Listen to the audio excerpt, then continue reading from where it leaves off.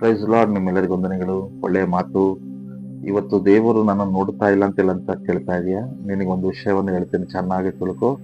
ದೇವರ ಕಣ್ಣುಗಳು ಎಲ್ಲಾ ಕಡೆಯಲ್ಲಿ ನೋಡ್ತಾ ಇದೆ. ಒಳ್ಳೆಯವರನ್ನ ನೋಡ್ತಾ ಇದ್ದಾನೆ, ಕೆಟ್ಟವರನ್ನು ಕೂಡ ನೋಡ್ತಾ ಇದ್ದಾನೆ. ನೀನ್ ಅಂದುಕೊಳ್ತಾ ಇದ್ದಾನೆ ನಿಜವಾಗ್ಲೂ ನೋಡ್ತಾ ಇದ್ದಾನೆ. ಹೌದು, ನಿಜವಾಗ್ಲೂ ನೋಡ್ತಾ ಇದ್ದಾನೆ ದೇವರು. ನೀನ್ ಅಂದುಕೊಳ್ತಾ ಇದೀಯಾ ನಿನ್ನ ವೈರಿಗಳನ್ನ ದೇವರು ನೋಡ್ತಾ ಇದ್ದಾನೆ, ನಿನ್ನನ್ನು ಬೈಯೋರು ನೋಡ್ತಾ ಇದ್ದಾನೆ, ಅವಮಾನ ಪಡಿಸೋರು ನೋಡ್ತಾ ಇದ್ದಾನೆ.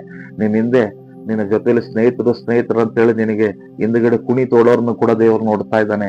ನಿನ್ನನ್ನು ಪ್ರೀತಿಸ್ತಾ ಇದೀವಿ ಅನ್ನೋ ರೀತಿಯಲ್ಲಿ ಮನೆಯಲ್ಲಿ ನಟನೆ ಮಾಡುವಂತ ನಿನ್ನ ಸ್ನೇಹಿತರು, ಬಂಧು ಬಳಗದವ್ರನ್ನು ದೇವರು ನೋಡ್ತಾ ಇದ್ದಾನೆ. ನಿನ್ನನ್ನ ನಂಬಿಸಿ ಮೋಸ ಮಾಡಿದವರನ್ನು ಕೂಡ ದೇವರು ನೋಡ್ತಾ ಇದ್ದಾನೆ.